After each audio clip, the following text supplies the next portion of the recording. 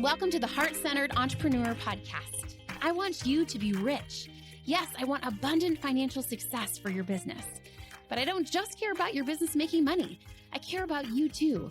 I want you to be rich in happiness, in the impact you make, in your relationships, and in how you give back. I'm Anna. I built my six-figure business as a side hustle while I was pregnant with my daughter in 2016. Now I've helped dozens of women do the same. I'm here to help you build a profitable, heart-centered, fully booked business with the latest tips on sales and visibility, with proven mindset hacks, and sneak peeks behind the scenes with what's working right now in the online space and in my business. Ready to make more money with heart? Let's go. Friends, I am beyond excited. You are tuning into the first ever in-person episode of Heart-Centered Entrepreneur Podcast. I can't believe it. I love it so much. Not only that, but my guest is flying in all the way from Alaska. Yeah. From literally, how many planes did you take to get here? Just two. Just two. But still amazing. Okay, let me do the intro. So Maranda Bower is the CEO and founder of Postpartum University, dedicated to redefining maternal well-being through her expertise in biology, nutrition, and perinatal mental health. As a best-selling author and founder of Postpartum Nutrition Certification Program, her work supports professionals worldwide in transforming postpartum care. She also has an amazing podcast that I'm sure we'll link.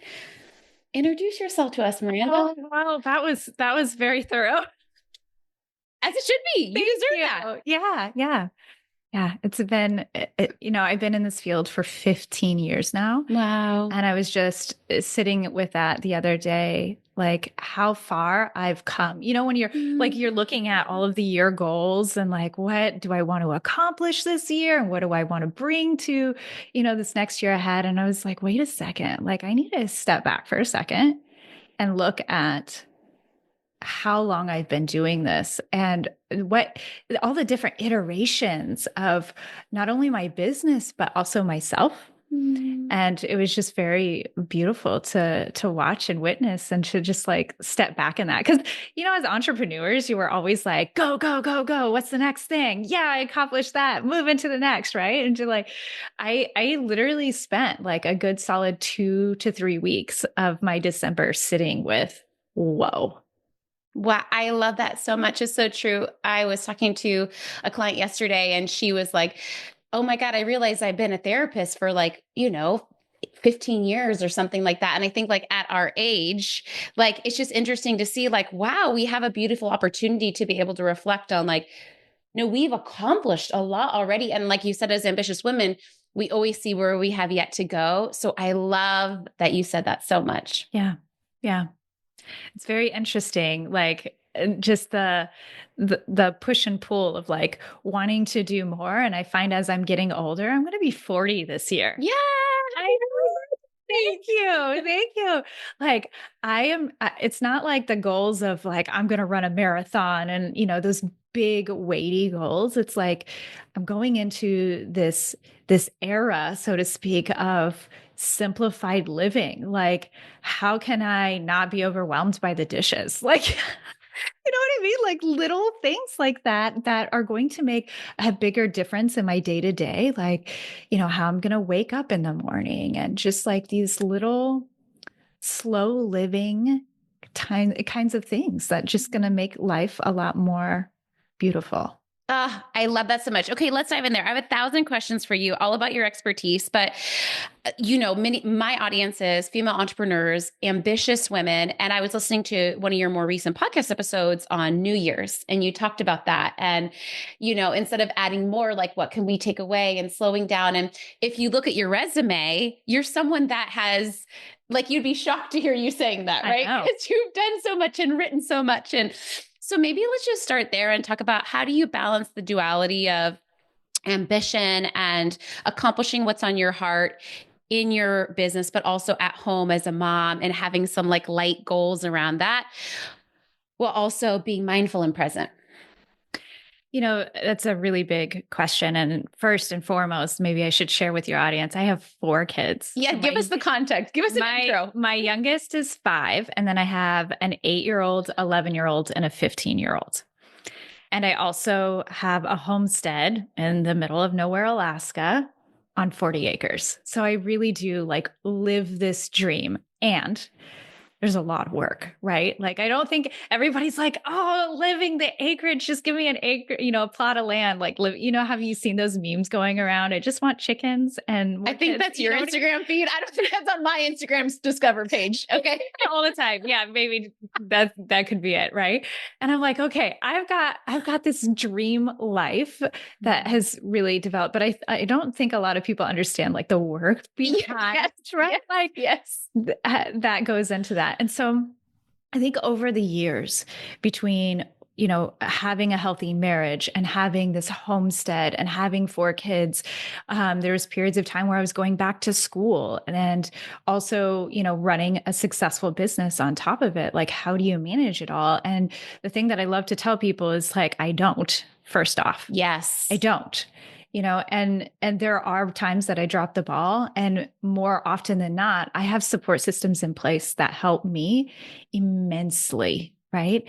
And so without those support people in my life, for example, my husband, he's the one who takes the kids to school every morning. He drops them off and he picks them up afterwards. And he does the running around to drop the kids off at their sports at the, after school. And then he's picking up, groceries and running the errands. And so he's got that managed. That's like his superpower. And like, that's what he does. And that relieves so much of my time and my ability to be able to work at home, clean the home. Like there's been times in my life where I've hired somebody else to come clean my home because that was just not something that I could do, And of course, in my business, I have a multiple people who are supporting me so that I can focus on my zone of genius.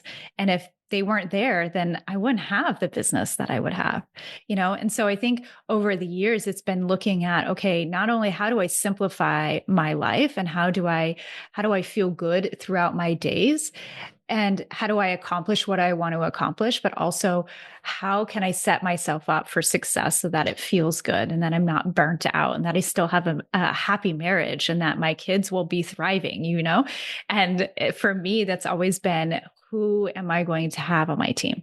I am so glad you said that because I think there's something that happens in the online space where like we see successful women and we see women like they're so happy with their kids and present and they're like making a ton of money and but it's like not the conversation of like who's helping them behind the scenes. Like I'm the same way. I have like I'm a single mom, but I have like an amazing nanny who's like in some ways functions as a partner and like teams with homework stuff and like all of that, And I just think like that is so much of the ability to simplify and the ability to pull back is like having those resources, right? Yeah. In the very beginning, though, I will say, like, I grew up in very poor, right? My family was home to home for a long time. There were times where I didn't know if I'm going to have food on the table. Like, I grew up in that space. And in my early 20s, it was very much, I was a single mom for several years. And so I know what it means to have nothing at the end of the month, right? Like $20 was like all I had multiple times. I remember counting pennies in the checkout line, for food. So I know what it means to not be able to have like the additional support systems or be able to afford that. But it's possible to like get yourself in a place. And it does take a little bit of hustle, right? Like we all know in the very beginning, like I was working nap time. Yes. I was working when my kids went to bed, and I was doing the things that I knew that were going to bring me the income that I needed to hire the people that I needed. And I paid them first before I paid myself for years. But that's how I built what I've built. And that's been a beautiful blessing. I love that distinction too, because I think like there's this message in the online space, like never hustle. And then there's this message of like always hustle. And so it kind of gets confusing. But I think the distinction you said, which is so important, is like hustle, obviously not to the point of burning yourself out, right? But hustle with intention of getting yourself out of the hustle, right? Like hustle for yourself for a short period of time so that you can get to a period of spaciousness. Yeah. I think there was a time in the online space where it was easy not to hustle. Yeah. And I don't think that time is now. Yeah, totally. Unfortunately, Yeah. right? And I don't know if it'll ever go back to that. That's just not the market. And so I think there's a time where we are going to have to hustle. And we have to recognize that, like, in order to be successful, you have to work hard at that. And that's okay. Like many people who are in that space and who are entrepreneurs, they're fine with working hard. It's the problem is not working hard, the problem is not working hard. Yes, I love that. Tell me how that ties into like, I love this. I wrote a question for you, like, as you balance right now the demands of entrepreneurship and the demands of your own home, but even thinking about like my mama listeners who maybe are postpartum, right? Or are pregnant or are really navigating, and several of my clients too, like are quite postpartum, but still navigating mental health challenges regarding to postpartum. I mean, I don't know, maybe I'll even ask you, like, how long do you consider postpartum? And how does that, moms of kids 0 through 6 or 0 through 12, like, and they're navigating that balance, like maybe just talk to that a little. I love this question because clearly I love everything postpartum. This is actually how I got started, was because of my own postpartum adventures, we'll say. But I struggled deeply with postpartum depression and anxiety. I had postpartum rage. I was diagnosed with an autoimmune disorder after my second. My third, I had postpartum bipolar. I've had the gamut of anything and everything that you can be diagnosed with, including hypothyroidism, like, you name it, I've had it. And I've also gone on to have like the most beautiful, most luscious, like literally floating on clouds postpartum experiences. And a lot of those were very distinct moments in my life where I was also running a business. And my business was running me into the ground because I was so heavily focused on getting XYZ done while also trying to navigate bonding with my baby, breastfeeding, doing all of the things, not sleeping at night, why is my baby crying? Like trying to understand all of these things because, you might be a mom to 1 or 10 and everybody knows like it doesn't matter. It's always a learning experience, no matter how many you have. Learning experience. Yeah, it's always learning. Every baby's different, right? And to answer your question, we know that science says 6 years is postpartum. So it takes us an average of 6 years before we feel like we're back into a state of normal within our own bodies.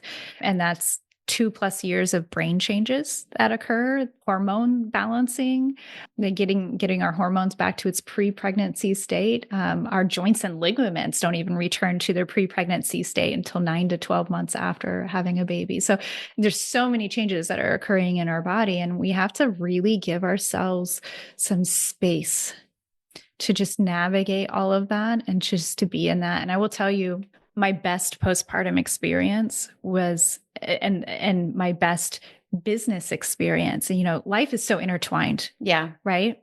Was when I took a moment to step back and say, this is not what I'm going to do. I'm not going to engage in my business right now. I was at the point where I was able to hire some support to come in and just like manage social media. And I'm going to tell you, it wasn't good. Like I look back at it and I was like, no, like this is not how I would have done it. This was not how I would have been okay with it. But you know what? I made more during that time than I ever did in the previous times. Why? Because I was taking a step back and honoring myself and my body and just going into my postpartum experience just with the intention of deep connection and deep healing. And there's an energy about that. And that energy, I feel, is really what connected me back into, my clients paid attention. People were paying attention to that, right? People, and it's not just because I'm in the postpartum field. It was really an energy that I was able to express. And I think that's the core message is like how you care for yourself. And what happens in your personal life is deeply going to affect you in your business. And if you don't have a hold of that, or if you feel like it's slipping, or things are jumbled and feeling really difficult, then oftentimes it's going to show up in your business, and it's going to show up on your profit and loss, and it's going to show up in other areas as well. And so there has to be this healthy balance. It doesn't mean that everything is like always in balance and all the plates are always spinning perfectly. That's hogwash too. But, nothing feels devastating. Nothing feels exceptionally difficult. I'm not crying over doing the dishes, right? I'm not hiding in my closet in tears because I don't know how to be a parent. Like these are all experiences Yes. that I've had as a mother and so many more, you know, and from that place, be able to support myself much more deeply. Such powerful words. I so agree. It reminds me of too, I think even for my clients that aren't mamas, like I've seen them do that, like whether it's, they have like a hobby or a passion or travel, right? Like just giving themselves permission to like go off and do the thing that's calling them in their life and then coming back feeling stronger, right? And I even see this on the micro with me, like when I am able to truly like unplug for the weekend, delete Instagram off my phone, like fully go away and bring energy back to my business. Because I think like my mentor Lacey Sites talks about this a lot, but like we expect our business to always like give us energy and make us happy, which sometimes it does. But I think also like we can bring energy to our business. We can bring, especially like as we scale our business, sometimes there's problems in our business. Sometimes there's, it's not always fun. And so giving yourself that time to be a fully restored, happy, vibrant woman and human, I think bringing that to business, bringing that to the challenges we have in motherhood is so useful too. Yeah, yeah. First off, I love Lacey. She's The best. incredible. The best. Absolutely incredible. And I was actually talking with Natalie Ellis and James Wedmore recently about this very thing. And we were talking about how, as you get older in your business and you've been around for some time, like I used to derive, and I actually had like a moment of crisis. And this was very recently in my business where I was like, wait a second, like I used to be so fired up. I was obsessed about my business, and now I'm not. Mm-hmm.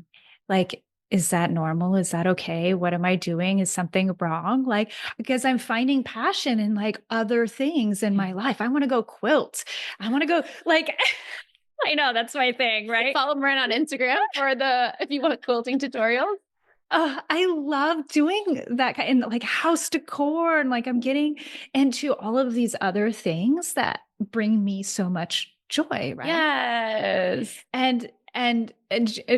James was like, "Well, congratulations, first off, because you've built a life that has allowed you to go explore and do other things." And he was like, I'm not obsessed about my business like that. And, love my business, show up for my business all the time now. Yeah. But now it's just a thing that I get to do. Yeah. And I was like, oh my gosh, yes, that is exactly it, And so we can get into that space of like, yeah, in the very beginning, right? It's like almost like that hustle, the obsession, the excitement. But then we get to step back and just be like, this is just something I get to do on the side of raising 4 kids and having a family and doing the things that I love. Yeah. And I think it is like it's normal in the beginning for our business to be that because in some ways, like our business is our hobby, our business is our passion, is it? Right. But I actually think like when we're able to switch to it not being, it becomes like healthier because then it's not so emotion driven. Right. And I even think like for my clients or the people we serve or the people we write for, create content for, they want us to be showing up like that, not as like this emotional high, but like this is something that I'm mindfully showing up and doing and serving. But then I'm going to go, it's almost like that detached, stabilized energy, right? Like being just very mindful about our work. Yeah.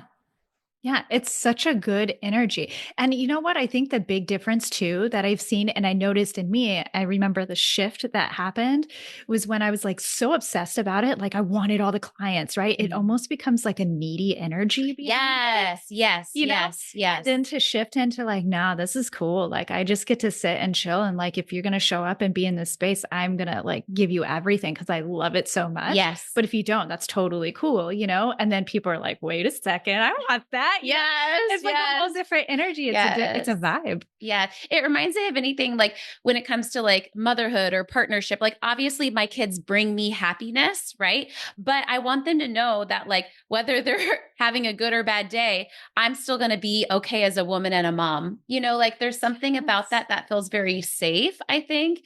And so it's just useful to have the conversation. I love that. That's beautiful. Okay, over to your expertise. So, for someone currently facing postpartum or mental health challenges, trying to build their business, what's one piece of advice you wish you received when you were in their shoes? Take it slow, take time off, because you know what? Your body is so much more important than your business. Your body, your mind, everything that is you is what builds your business. And if that foundation is not your rock, is not a rock, is not solid, it doesn't feel good, if it feels mentally and emotionally unbalanced, if you feel like you've got symptoms showing up that just don't feel good, and you're constantly exhausted and fatigued, and you're not sleeping at night and it just feel awful, you're not going to build a solid foundation in your business either, and it's going to crumble just as your body is going to crumble. And so it's really difficult unless you're able to have support systems in place to manage everything. You're not going to be able to manage everything unless you have those support systems in place. And if you don't, the first and foremost, the most important thing ever is focusing on you. Because if you don't heal, you'll never have a business, because your business is going to be always on that back burner, because you're always going to be too sick. You're not going to be able to show up. You're going to have to go to, your own doctor's appointments. You're going to crash, right? Because if we don't take care of ourselves in the very beginning, we can run as long as we want, but eventually our bodies are going to be like, I'm not running anymore. I'm going to fall. I'm going to crash, and you're going to have to deal with it. And I wish somebody would have told me that, because I was trying so hard to build these two worlds simultaneously. And for a while, I actually believed that if I built a business, here, I'll actually say, building a business helped me get out of postpartum depression with my first, because I was able to find a passion. I was able to find something that was really exciting to me. And then as it was blooming and it was growing, and life was happening, and then I met my husband, and then we had another child, and I was like, oh, this is great. And I know how to do everything. And I was going for it. And then I was operating my business, and then this crash hit. And then my business became the burden. It was no longer the place where I was finding joy in the moment. And I had to step back and focus on me. And that was one of the best decisions that I've ever made. And a lot came from that. That was a really hard time where I was diagnosed with ulcerative colitis. I had to really rework my entire life around, okay, how did I get here? And why am I in this place? Anna, I had to set up play places in my bathroom and breastfeeding spots in my bathroom, like, all the diapers and wipes for my baby, and also toddler play stuff for my son, so that I can have my colitis experiences on the toilet and sheer pain, and be able to even pass out on the floor next to them, knowing that my kids would be safe next to me. So I had to really hone in on, how do I get well in my body before I can even move? Because I could have taken all the medications and probably walked away fine, but that wasn't the life that I wanted to live. And I had to get really clear with myself about that, and then move forward from that. And it took a lot of time and effort, but I came out so much stronger. And because of it, I was able to build such a solid foundation. Actually, the very things that I experienced in my postpartum are the very things that I use to support my clients. That knowledge that I developed during that time of trial and error was so essential for my business and the way I operate, and it's interwoven into my frameworks. And that is maybe, I'm because I work in postpartum, and so it's easy to draw those lines. But I see that often too with people who run businesses in general, right? Because there's a mindset shift that has to occur during those times. So carrying forth your experiences and what you've learned through those really dark times can really help you help others even more. People in health and like all industries across, you can use that knowledge when you have gone through something really challenging, no matter what it is, childbirth, depression and anxiety, mental health challenges, autoimmune diseases, divorce, whatever challenge it is that could be going on for you. And there's so many that we can name, right? That can be a blessing in disguise, because that is just a lesson. There's lesson after lesson after lesson that's there for you. And I know that's really hard. Like, it took me a long time to recognize that for myself. Like, these are blessings in disguise, right? But when you're in it, when you're in the depths and you can't get out of bed, or you're passing out next to the toilet, like, this is the last thing it feels like. But there is always hope at the end of the tunnel. And those are the things that have helped me, helped others so beautifully. And that's It's why people come to me, because they're like, oh, Miranda knows exactly what to do. It's so good. It's so true. Like, I think those are the type of lessons that, like, are even more valuable than what we paid to go to school to get, right? Is like the things that we learned the hard way, the wrong way, through mistakes, through whatever, right? And I think we want this life that doesn't have any road bumps. But when I look back, like all the road bumps are the things that cause me to like seismically shift and quantum leap in my life the most. It's so true. It's so true. Do you ever follow human design? A little bit. Okay. Yeah. So I'm a 3-5 projector. Okay. So, I don't know the 3-5 okay. part. I know the projector part. Okay, the 3 and the 5. Basically, the 3 is like trial and error, I think. Oh, I think, right? So that's how I go through life, is just trial and error. Yeah. Which is like such a good summary of my life. Like, did this work? No, this is, and then I take all of the things that I have learned, and this is, I guess, the 5 part, and then I share that information. And I could be totally off. I could be like just way oversimplifying. No, it doesn't matter. That's what we're taking from it. This is what I think it is, and what I've gleaned. You get to over interpret it. You get to interpret it. Okay? Yeah.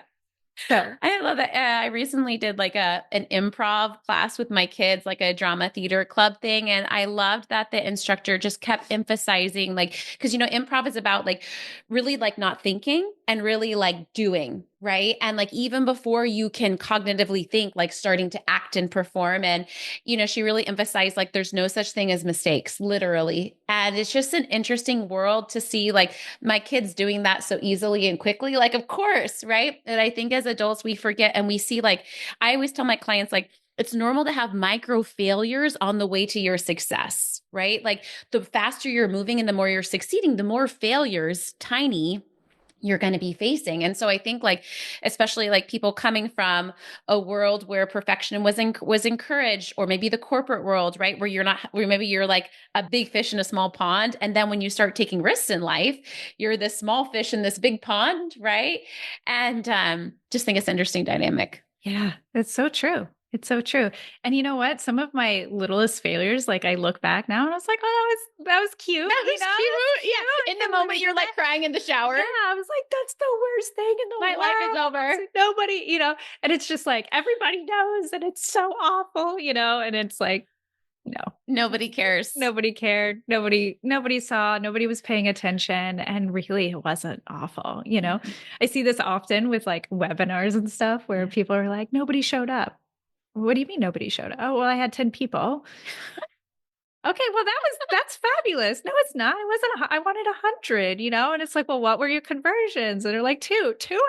Yeah, My word, it's like, no, you got to do it over, do it again. They're like, what are you talking about? I feel awful. And it's like, no, that was the best thing in the whole world. You nailed it. And we're not able to see those micro wins on the way. And so then we're like going back to the drawing board and doing a different conversion event, like it's like, no, you just keep going. Right. Yeah. And I think we see everyone else's like end game and we want to hop there. And we forget that everyone that has had an end game has had the stair steps to get there. Oh yeah. Absolutely.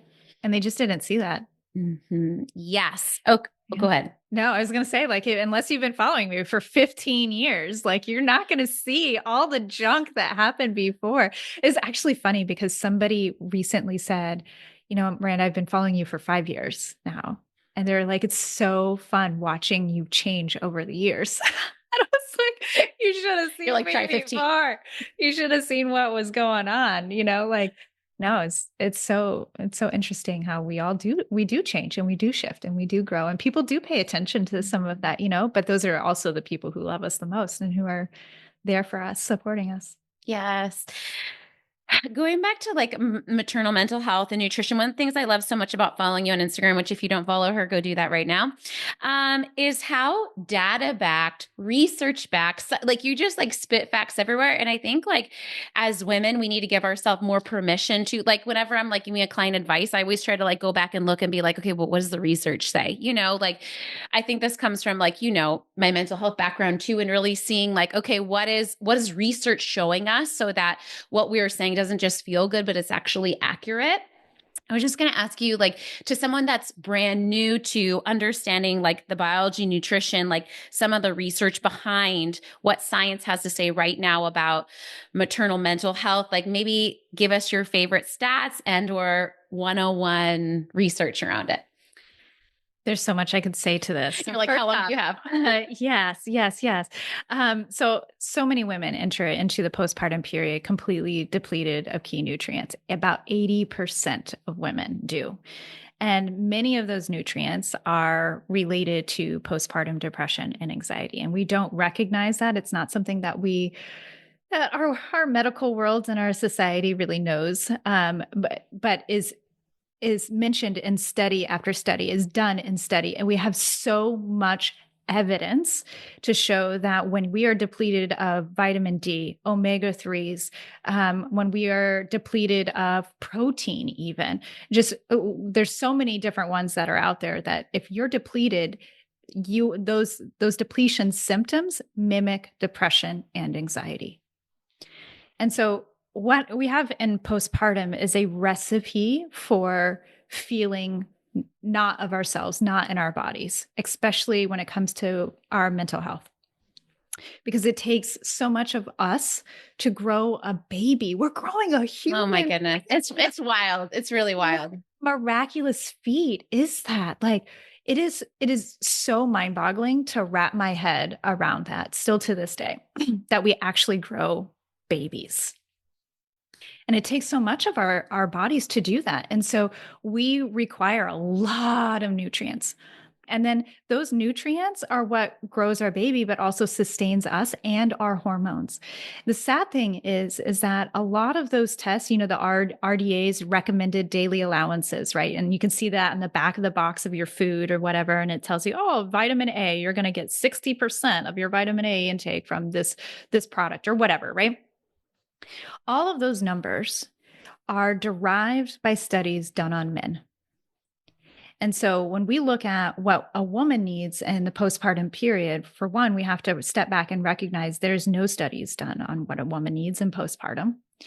And there's very few studies done on what women need, period, in regard to nutrients, because those studies were derived by those were done on men. And then it was a bunch of men who came together in a panel. I think that there was actually 11 people, which were women, who came and said, okay, we're going to reduce the RDAs for a smaller human being, i.e. a female. And this is what her daily requirements are going to be. And then we're going to add in just a tiny extra itty bit, we say 300 to 500 calories for breastfeeding and growing a baby. And we're going to call that good, thumbs up. No studies done on this. And so it's very frustrating and very sad that so many of us go to our providers, we go to our doctors and we get the test and they're like, oh, you're fine, right? Everything's normal. And you're like, this is not normal, right? And so I think so many of us need to recognize first, the science is far behind. It is nowhere near where it needs to be. There's more studies done on cows and lactating cows, postpartum cows, than there ever has been on postpartum women. Wow. I did not know that. Oh, it's astronomically different, 100+ times more. Like it makes sense. That's where the money is, yes. Right? Like that's where the money is, like the dairy and everything versus like, what's the benefit of like helping women out? So the funny thing is you say, where's the money at, right? So now there's a whole market for this, right? And I'm so grateful to be a witness to this. But postpartum itself has now become a market because women are standing up. They're saying, I don't feel good in my body and this is not okay. And I'm no longer going to go with the flow of that. This is normal, that this is okay, because it's not. And I want to feel better. And so we're seeing pharmaceutical companies come out with all of these new pills, all of these new gadgets, watches to tell you whether or not you have depression. Just like the craziest things that you could ever imagine, often, many times, just completely disconnecting us from our bodies even more. And clearly never getting to the root of it. Yeah. Yeah. But what we also have is a market shift where there is now a postpartum supplement market that has come on scene and is supposed to reach billions by 2030. Why? Because women are starting to recognize the significance of postpartum nutrition, and they're asking for more care and they're asking for more support.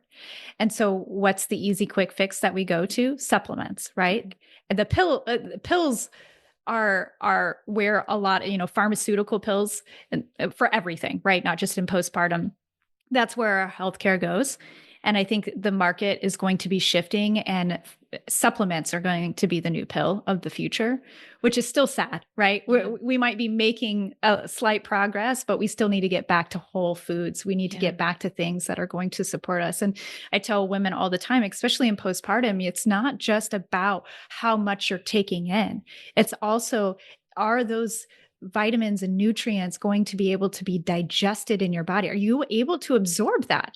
And in pill form, you're not, especially in postpartum, because of all the physiological gut changes that take place. So we need healthy whole foods that are easy to digest: soups, stews, broths, congis. Like, those are things that our body is going to crave and need and be able to digest and use and absorb without expending more energy, without making us feel gassy and bloated and constipated. And, then comes along all of the other symptoms that we call normal in postpartum. And so, this conversation could go on forever. So no, it's great. Yeah. It's just such an interesting conversation, because it reminded me too, which, thank you, by the way, for your wealth of knowledge, because I learned so much even just in you saying that. And so I know listeners here are like, oh my God, like, take notes, right? And like maybe even little intro into your work and into your writing and into your courses, right? But what came up for me is, I just think it's interesting how, as our world modernizes and improves, right? Like I even think about, two of my best friends who live where I used to live in Reading. We still Vox like every week, all the time, and we chat, and I really enjoy that. But it's so interesting because it's like, okay, but what are the downsides to that? Like, maybe I'm not reaching out to mom friends locally as much, right? Or like, I think about like, maybe people aren't getting as much sunshine, so they have like artificial, right? So it's just so interesting to see where the artificial things they're not bad, but it's like they're not as good as the source, the core thing. And so I just think, like, as our world grows in technology, and it's just interesting to see the cons that are coming with the pros, and then the replacements that are having to come in because of that. It's just interesting. We are so interested in biohacking our way to health. Yeah, exactly. Rather than just being healthy. Yeah, it's that. It's the biohacking. I'm like, wait a second, like, we don't have to hack it. You don't need a gadget. You don't need a pill. You don't need like all of these little things. So many gadgets. I know I'm like the only one in my fitness class that doesn't have an Apple Watch, And I'm like, whenever everyone's like, set your Apple Watches, I kind of just like tap mine, Which is nothing wrong with an Apple Watch. I think they're great, but it's just interesting to see that trend, right? Yeah. I mean, I love my things too, yes, right? Of course. Yeah, it's just some things are like, I have a sunlight on my desk. I live in Alaska. Yeah, you live in Alaska. You need the lamp. Biohacks we're gonna need. You need it. Like, you need it. Everybody has that. Yeah. Everybody has that. But I tell you what, life is so much easier if you just live healthy rather than trying to biohack your way through it. It just is. And again, I don't think there's anything wrong with biohacks. I use biohacks, right? But it's just like interesting to see like that we have, especially because there's marketing behind the people that are selling the biohacking, that it's just interesting to think through, does the biohack serve me or does the original source serve me? But we forget to even ask ourselves that question. The biohack will never be as good as the original source. The original source is everything that connects us with Mother Nature, God, our land, everything. That is the source. That is source. Yeah. Right? Yes. So yes. We are always going to be deeply connected to that if we just return to that. We're going to be so much more healthier if we return to that. We're going to be so much wiser. We're going to be able to, figure out problems that we've never been able to figure out before because we're connected. connected. Yeah. We're going to be able to connect with one another in ways that we would never be able to before, It's the wisdom of especially the female body Yes. resides in Yes. the wisdom of Mother Earth, Yes. And so we are never going to experience the level of health through biohacking than we would if we would just got back with nature, which again, coming from Alaska is extremely hard. I don't get to spend my time out in nature very often in the winter times. I have my very select times and, like I have to biohack my way through those kinds of things. And for everybody's listening, I have a husband who is in love with Alaska and I love Alaska too, but I also get away often, like here. And I was like, okay, sure. Sign me up. San Diego, sun, so I do get away. And that's my hack is I just return to source and other places. Yeah. And I think that's such a great conversation too, of like, how can we take advantage of like what's around us, right? Like versus for me, it's the opposite. I do have the sunlight. I do have, the ocean and the sand, but I don't have I don't live on Homestead, right? And like my backyard is considered huge compared to my neighbors, but like, look at that. Look at that. It's tiny for you, right? So I just think it's just an individual decision and conversation, right? Yeah. It so is, right? We're so different and we have to recognize that. And one thing is going to work for some people and it's not going to work for others. And that's okay. It's beautiful. Okay, I could talk to you all day, but let's wrap this up. Maybe tell us, for people that are just meeting you for the first time, how can they continue on their journey with you? Like maybe tell us a little bit about all of your things. All of you. Maybe give us like a tiny little preview on all your things and how people can start with you. So first off, I work with providers. So I think I want to say that first and foremost. So doctors, midwives, lactation consultants, doulas, anybody who's in the field working with women in the years after postpartum. So when you come to me, that's the stuff that I'm going to give. But I have so many mamas who follow that as well because they want to get information at the source. They want the source. The source. They want to go right to it. They're like, give me the expert. Give me the people who are teaching the people. Exactly. And so we do have a lot of women who follow us. We have a podcast, Postpartum University. You can go to our website, postpartumu, the letter u.com. And you can find all of our information there. We're on Instagram, podcast. You can download some amazing things and come check it out. Learn some stuff. I love that. So I enjoy following your work. I enjoy your tips. And I love too how one of my favorite things about you is you're just I love that you're research backed, very data, but you're also very honest, very authentic, very approachable, just sharing your journey and what works. And I just think it's so useful to be connected to women that are that. Can I tell you a really funny story? All the stories you want. Okay. I love the facts. I'm biology background, right? Yes. And very much into the facts and the science and the data. Like I live there. I love it. I thrive in it. But I created a business around those things to validate that I'm worthy of being followed. And I'm not a doctor. Yes. I'm not a provider. Yeah. Here I am training doctors and providers. Yes.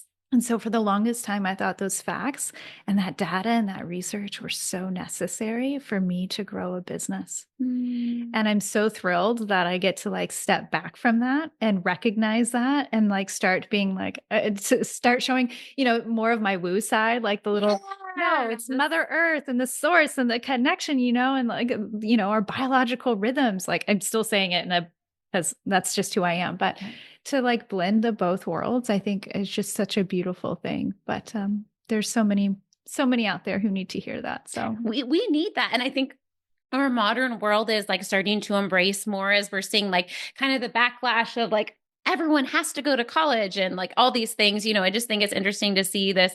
I even remember my midwife, one of the things I appreciated most about her was she worked in a hospital, but she just seeing these dualities. I think women are stepping more into dualities of embracing I think 30 years ago, to be taken seriously, we had to be professional, right?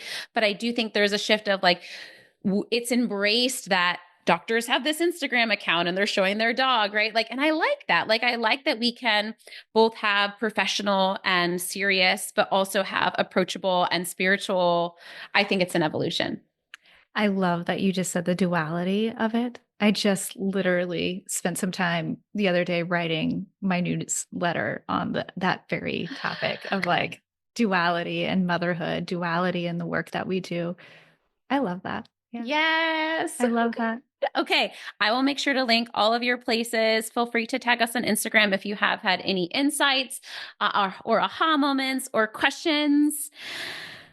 Any final words for our listeners? Oh, we can keep going, but you're like, actually.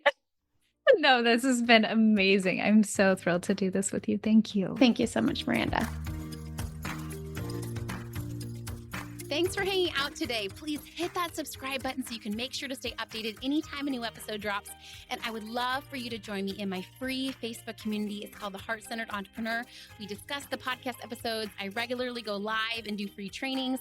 And you may even meet your newest biz bestie. So you can join at heartcenteredcommunity.com. It's absolutely free, and I cannot wait to see you in there.